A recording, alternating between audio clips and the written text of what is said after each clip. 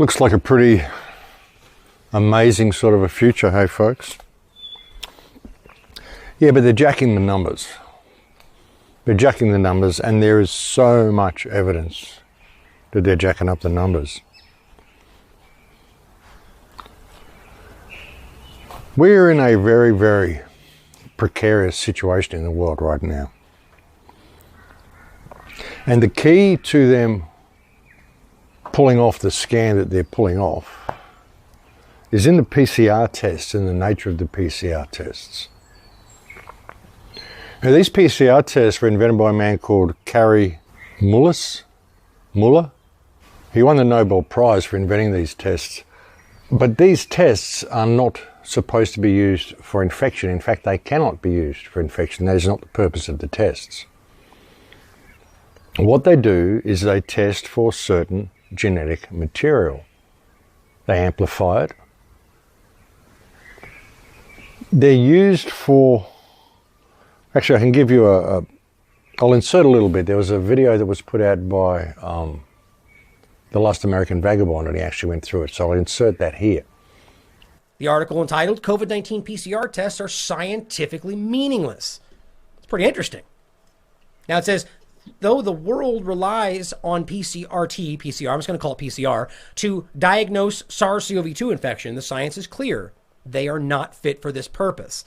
Now, it's fun to say when the science is clear, and to say that it's never clear when it comes to a conclusion they don't like. When it comes to a conclusion they don't like, we need more evidence, right? We need more research and more studies. But once they get the thing they like, well, this is sound and the science is settled. Right? Isn't that funny how that works? Science is never settled. That's the point.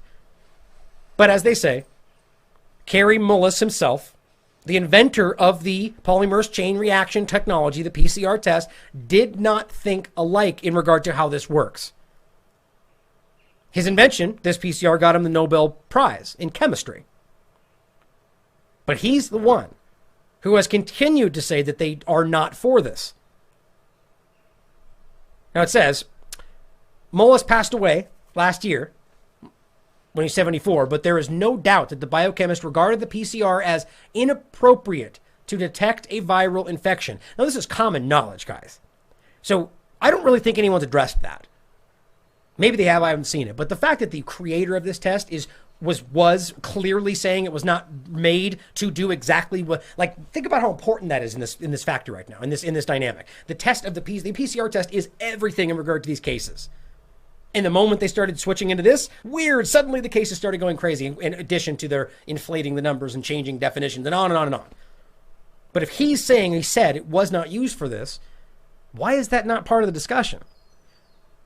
Now it says, the reason is that the intended use of the PCR was, and still is, to apply it as a manufacturing technique, being able to replicate DNA sequences millions and billions of times, and not as a diagnostic tool to detect viruses.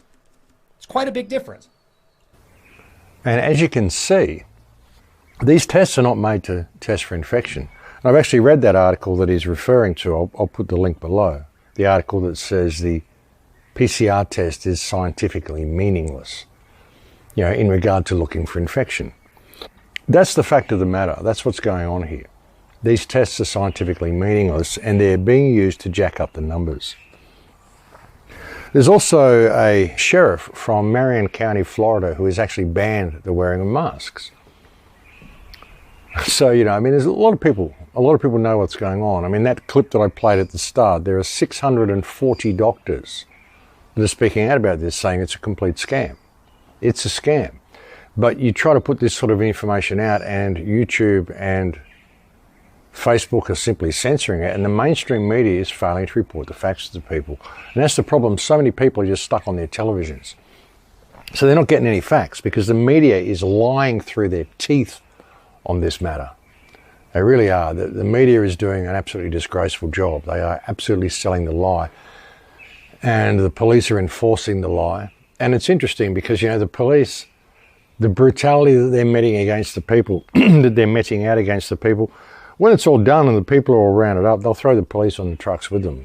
That's the way it goes. All these low-level people, all these media personalities, they're all getting thrown into the meat grinder with everybody else, but they don't realise that. They're selling the lie.